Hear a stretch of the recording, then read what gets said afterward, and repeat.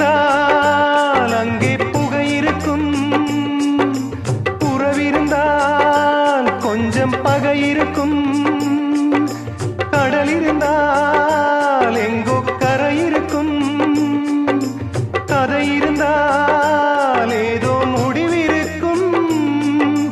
வாழ்வும் வாராமல் சாவும் நேராமல் ரெண்டும் இல்லாமல் மண்ணில் வாழ்கின்றாய்.